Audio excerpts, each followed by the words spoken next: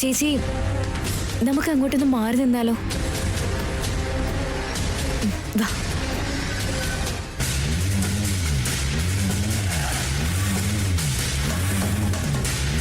Auto,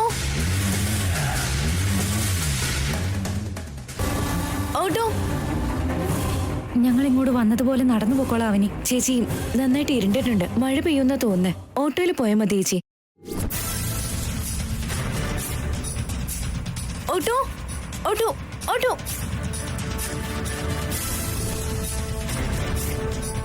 ചേട്ടാ, രാമാലയത്തിന് പിന്നിലെ വഴി. ഇരിക്കുമോളെ. കേറ് സൗമ്യ.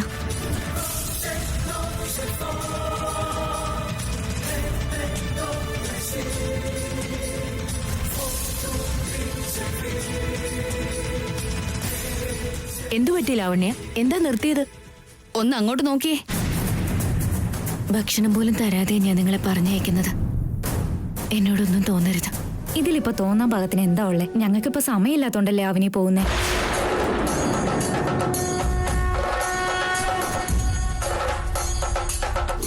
വരലക്ഷ്മി വൃദ്ധത്തിന്റെ അന്ന് അമ്പലത്തിൽ വെച്ച് കണ്ടത് ആ പെണ്ണിനെയാ. അവളോട് അവനി എന്താ സംസാരിക്കുന്നത്? പോയി ചോദിക്കാൻ നീ വാ. ആ രണ്ടു പേരുടെ മേലെ എനിക്ക് കുറെ സംശയങ്ങളുണ്ട്. എന്താ ചെയ്യേണ്ടതെന്ന് എനിക്കറിയാം. അടുത്ത തവണ അവസരം പോലെ അച്ഛന്റെയും അമ്മയുടെയും അനുമതി വാങ്ങിയിട്ട് ഞാൻ ചേച്ചിനെ വീട്ടിലേക്ക് വിളിക്കാട്ടോ. വരണം. ശരി. എനിക്കിന്ന് എന്താന്നറിയില്ല, ഒരുപാട് സന്തോഷമായി അവനി.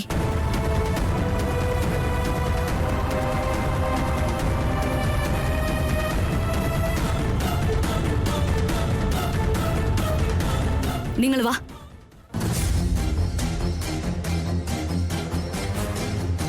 അമ്മേ, അമ്മേ, എന്താ ചെയ്യാൻ പോകുന്നതെന്ന് ഞങ്ങളോട് കൂടി പറ. അവിടെ അവൾ ഓട്ടോയിൽ കയറി പോവാൻ പോവാ. അവരെ അമ്മയ്ക്ക് ലൈവായിട്ട് കാണിച്ചു കൊടുക്കണം. അതിന് ശേഷമല്ലേ കലാപരിപാടി. അമ്മേ, എന്തിനീ ഒച്ച വെക്കുന്നത്? ഒരു ദിവസം റോഡിൽ നിങ്ങളോട് വഴക്കുണ്ടാക്കിയില്ലേ? അതിനുശേഷം അവളെ അമ്പലത്തിലും കണ്ടിരുന്നു. അന്ന് ഞാൻ ചോദ്യം ചെയ്തപ്പോ നിങ്ങൾ എന്നെ എന്തൊക്കെയോ പറഞ്ഞു, ഓർമ്മയുണ്ടോ?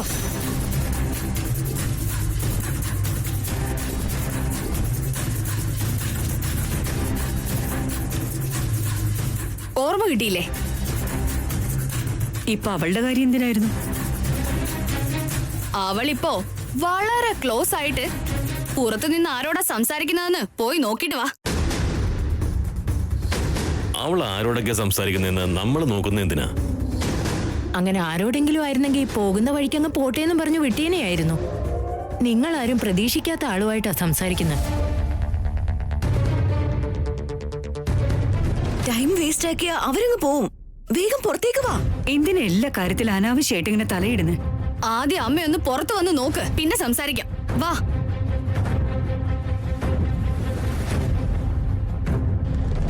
വീട്ടുകാർ മാത്രമല്ല, ഈ നാട്ടിലുള്ള എല്ലാവരും വളരെ നല്ലൊരു പെൺകുട്ടിയായി ഈ വീട്ടിലേക്ക് മരുമകളായിട്ട് കിട്ടിയെന്ന് പറയണം. അത് ഇവിടുത്തെ അമ്മയുടെ വായിന്ന് എനിക്ക് കേൾക്കണം. അത് കേൾക്കുന്നത് എനിക്ക് ഏറ്റവും സന്തോഷമുള്ള കാര്യം. അങ്ങനെ ഒരു ദിവസം തീർച്ചയായിട്ടും ഉണ്ടാവും ചേച്ചി. ചേച്ചി, എന്നാ നിങ്ങൾ പോവാൻ നോക്ക്. അവനി, ഒരു കാര്യം കൂടെ പറയട്ടെ. അതാ കണ്ടില്ലേ,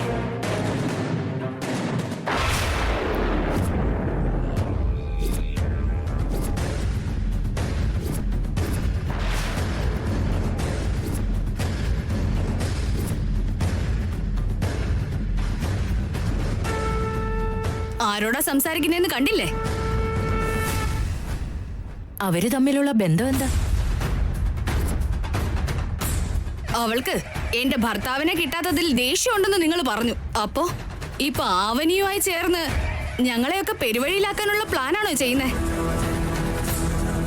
നമ്മൾ ഇങ്ങനെ സംശയിക്കുന്ന എന്തിനാ? പോയി ചോദിക്കാൻ വാ. അമ്മ അങ്ങോട്ട് വാ. ഇപ്പൊ പോയി ചോദിച്ചു കഴിഞ്ഞാ സുജാത ഞങ്ങളെ ആയിരിക്കും നാണം കെടുത്ത്. ശരി അവനി, ശ്രദ്ധിക്കണം കേട്ടോ.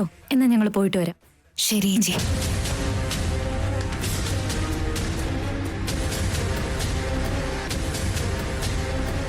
അവളത് പോകുന്നു. വാ അമ്മമ്മേ. നിങ്ങളുടെ വർത്താനം കേട്ട് റോട്ടിലിറങ്ങി വഴക്കുണ്ടാക്കണോ? ബോധമില്ല നിങ്ങൾക്കൊന്നും. പോകാം.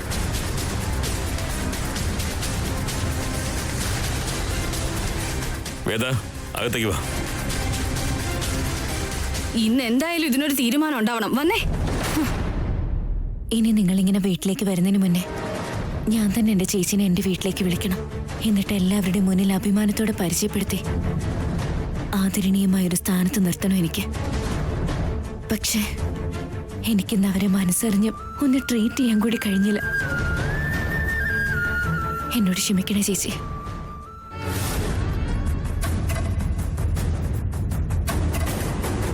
സുജാതയും ആവണിയും തമ്മിലുള്ള ബന്ധം എന്താണ് ഏട്ടാ? അത് ഇത്രയും നേരം ഈ വീട്ടിലുണ്ടായിരുന്നത് സുജാതയായിരുന്നു. അറിയാതെ എങ്ങനെ മുന്നിൽപ്പെട്ടിരുന്നെങ്കിൽ. അവളുടെ കാര്യത്തിൽ ഓരോ തവണയും നിങ്ങൾ മുഖം മറച്ചു പിടിക്കുക. ആങ്ങളെ കെട്ടിക്കാൻ വേണ്ടി പ്രയത്നിച്ച് അത് സാധിക്കാത്തോണ്ടാ ദേഷ്യം കാണിക്കുന്നതെന്ന് നിങ്ങൾ പറഞ്ഞെങ്കിലും അതില് സത്യമുണ്ടെന്ന് എനിക്ക് തോന്നിയിട്ടില്ല. അവനെ ശരിക്കൊന്ന് ചോദ്യം ചെയ്യണം.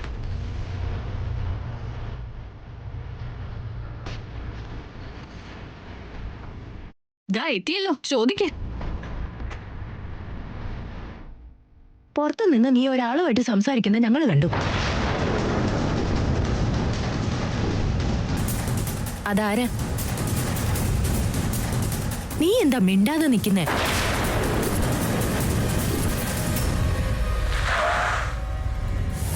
ഞങ്ങൾ തരുന്നത് തിന്ന് ഞങ്ങളുടെ പുറകെ തന്നെ കുത്തുന്നു നീ. അവളും നീയും തമ്മിലുള്ള ബന്ധം എന്താണെന്ന് പറ മോളെ. അത് അത് ശരിക്കും നിങ്ങൾ തമ്മിൽ എന്താ പരിചയം?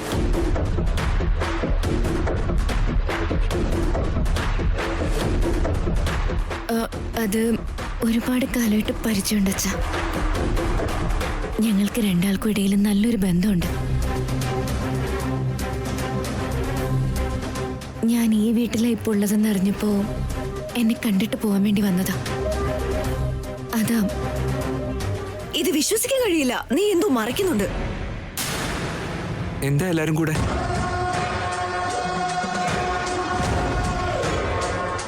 എന്താ ഇവിടെ ഒരു സഭ എന്ന് പറ.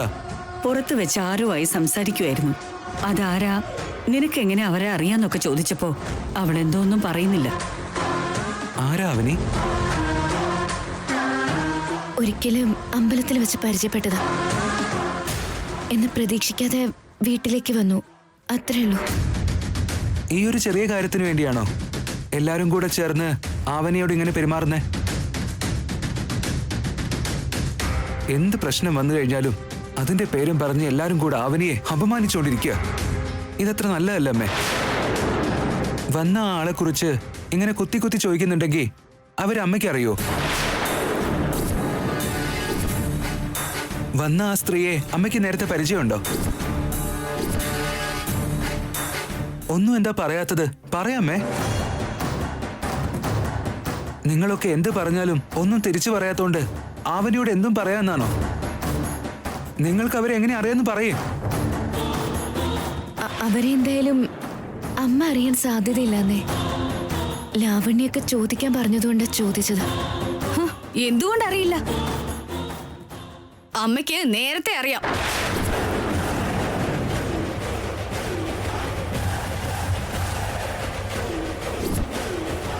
നേരത്തെ അറിയുന്നോ?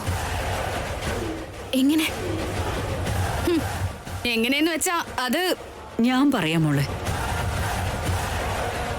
നീ അന്ന് ഹോസ്പിറ്റലിൽ കിടന്നപ്പോ നിനക്ക് രക്തം തന്നത് അവളാ.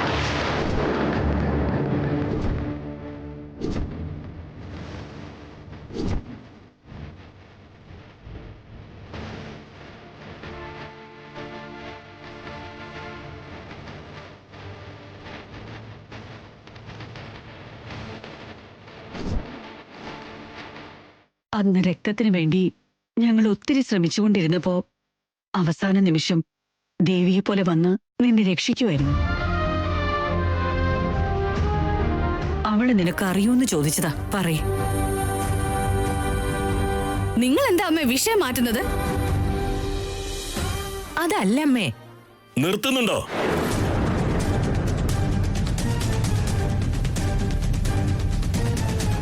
വേദവതിയെ ഇനിയും ചോദ്യം ചെയ്യേണ്ട ആവശ്യമൊന്നുമില്ല. നടന്ന എന്താണെന്ന് പറഞ്ഞില്ലേ? അത് മതി.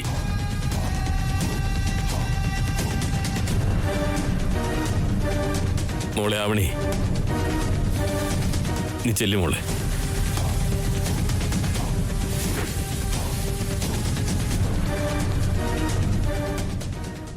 നിങ്ങളെല്ലാരും കൂടെ ചേർന്നിങ്ങനെ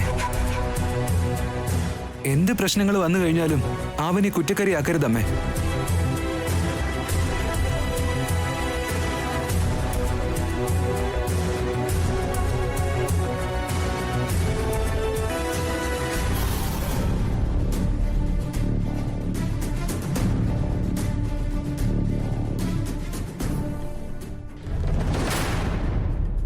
അവളെ ഹോസ്പിറ്റലിൽ വെച്ചാ പരിചയപ്പെട്ടെ. അതിനു മുമ്പ് പരിചയമേ ഇല്ലെന്ന പോലെ അമ്മ എന്തിനായിരിക്കും പെരുമാറിയത്? അതാ എനിക്ക് മനസ്സിലാവാത്തത്.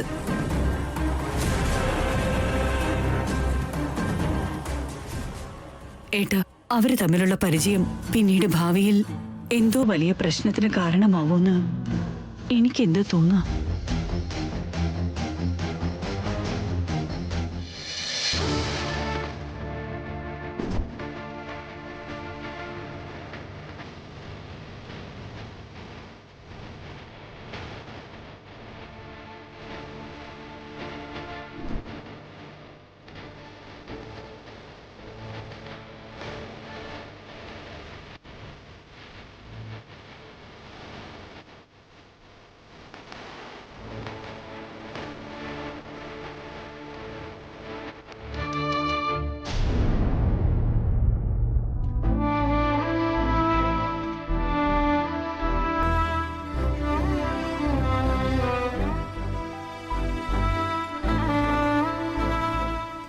ആവനി,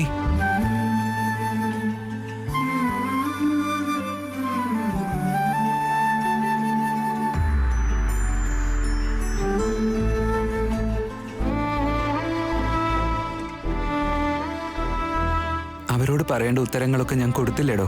ഇനി എന്തിനാ തനിക്ക് സങ്കടം?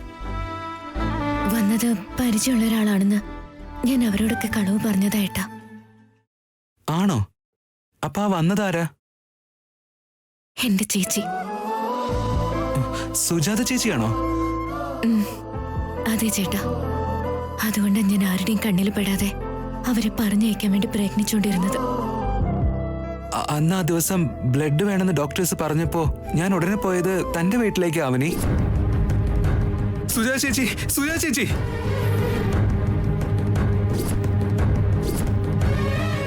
തന്റെ ചേച്ചി അവിടെ ഇല്ലാത്തതുകൊണ്ട് ഞാൻ നിസ്സഹായനായി ക്ഷേത്രത്തിൽ പോയി ഭഗവാനോട് വഴക്കുണ്ടാക്കി.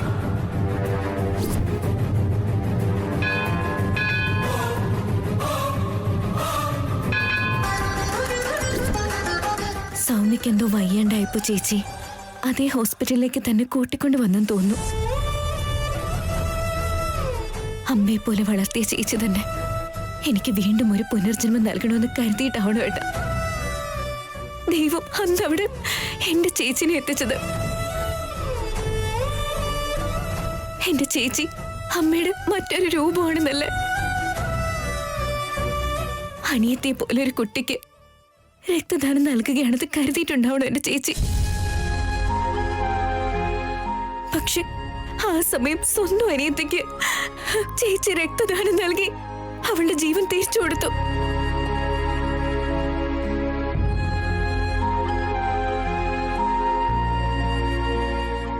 എന്റെ ജീവൻ രക്ഷിച്ച എന്റെ ചേച്ചിയെ കുറിച്ച് ആരുടെ മുന്നിലും പറയാൻ പറ്റാത്ത നിർഭാഗ്യകരമായ അവസ്ഥ എന്റേത്.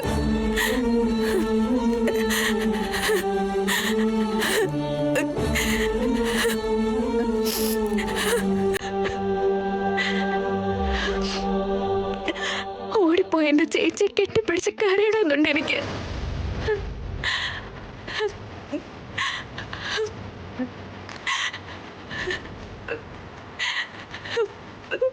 തന്നെ ചേച്ചിയുടെ അടുത്തേക്ക് കൊണ്ടുപോവാ. അന്ന് ചേച്ചി രക്തം കൊടുത്ത് രക്ഷിച്ചത് തന്നെ തന്നെയാണെന്ന് ചേച്ചിയോട് പറയേ.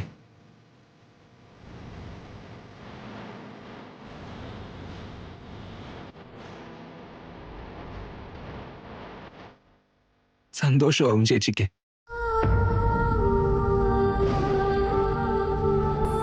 അതിനുശേഷം വരുന്ന നഷ്ടങ്ങളെ കുറിച്ച് ആലോചിക്കുമ്പോ എനിക്ക് അങ്ങോട്ടേക്ക് പോവാനാവുന്നില്ല ഏട്ടാ. അല്ലെങ്കിൽ ഞാൻ ഇത്രയും സമയം ഇവിടെ കാത്തിരിക്കില്ലായിരുന്നു ഏട്ടാ. നഷ്ടങ്ങളോ? നിങ്ങൾ പറഞ്ഞതുപോലെ ഞാൻ പോയി പറഞ്ഞ രക്തം ആവശ്യമുള്ള അത്ര വലിയ പ്രശ്നം എന്താണെന്ന് എന്നോട് ചോദിക്കും ഏട്ടാ. അപ്പോ എനിക്ക് കൊണ്ട് ബുള്ളറ്റിനെ പറ്റി ഞാൻ പറയേണ്ടി വരും. ഈ കുടുംബത്തെ കുറിച്ച് ഞാൻ പറയേണ്ടി വരും. കല്യാണക്കാര്യം ഇതുവരെയും പറയാൻ പറ്റാത്ത അവസ്ഥയിലാണ് ഉള്ളതെന്ന് പറയേണ്ടി വരും ഞാൻ. ഒന്നല്ല ഏട്ടാ, 1000 സത്യങ്ങൾ ഞാൻ പുറത്ത് പറയേണ്ടി വരും.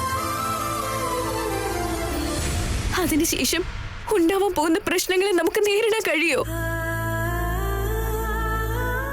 എനിക്ക് വേണ്ടി എന്റെ അളിയനെ കൊന്നു കളയാൻ പോലും മടിക്കില്ല എന്റെ ചേച്ചി. ഞാൻ ഇനിയും ഈ വീട്ടിലെ മരുമകളാണെന്ന് ആർക്കും അറിയില്ലെന്ന് ഞാൻ പറഞ്ഞു കഴിഞ്ഞാ ഒരു യുദ്ധം പോലും നടന്നു എന്ന് വരും. ഞാൻ പോയി പറയട്ടെ. ഒരു പ്രശ്നം കഴിഞ്ഞ് അടുത്തത് വരും. ആ പ്രശ്നം കഴിഞ്ഞാൽ ഉടനെ മറ്റൊന്ന് വരും. 1000 പ്രശ്നങ്ങളുണ്ട്. ചില ബന്ധങ്ങളെ കുറിച്ചൊക്കെ ഭർത്താവിന്റെ വീട്ടിൽ പറയാൻ പറ്റാത്ത അവസ്ഥയുണ്ടല്ലോ, അത് മരുമക്കൾക്കുണ്ടായേക്കാം. കണ്ണിലെ കൃഷ്ണമണിയെ പോലെ നോക്കി വളർത്തിയ ചേച്ചിയെ കുറിച്ച്, അനുക്ഷണം കവചം പോലെ സംരക്ഷണം നൽകുന്ന ഭർത്താവിനെ കുറിച്ച് ആരോടും പറയാൻ പറ്റാത്ത അവസ്ഥ എന്റേത്.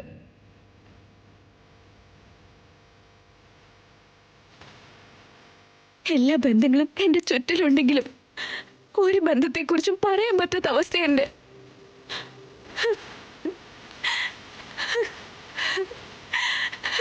ഇനിയും എത്ര ദിവസം തടവിൽ കിടക്കണം ഞാൻ? ഇനിയും എത്ര കാലം സ്നേഹത്തിൽ നിന്നും അംഗീകാരത്തിൽ നിന്നും അകന്നു നിൽക്കണം ഞാൻ?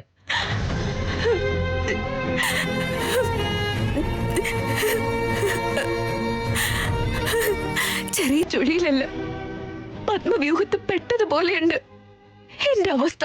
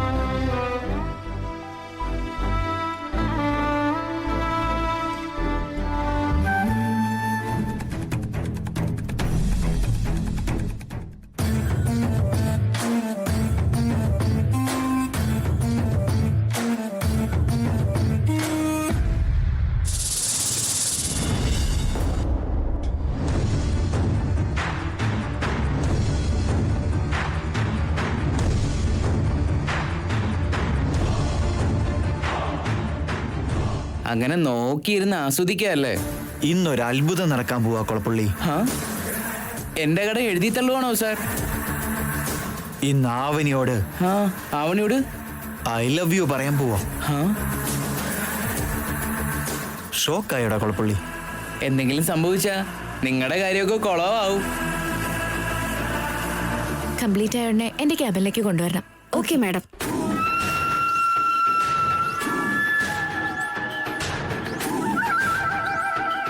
ഇനി ഇവിടെ നടക്കാൻ പോകുന്നത് കണ്ണെടുക്കാതെ കണ്ടോ. നിനക്കെന്തോ വലുത് വരാനുണ്ട്.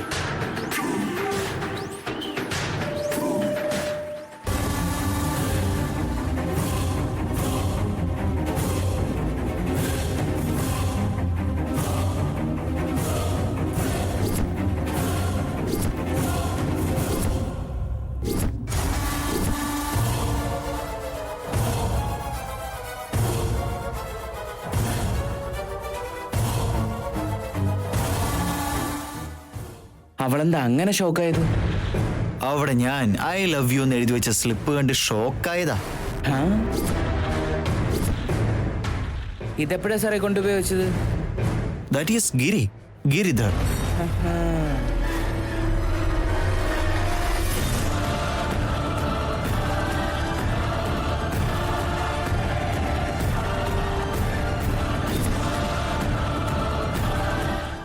എരണം കിട്ടവന്റെ പണിയായിരിക്കും ഇത്.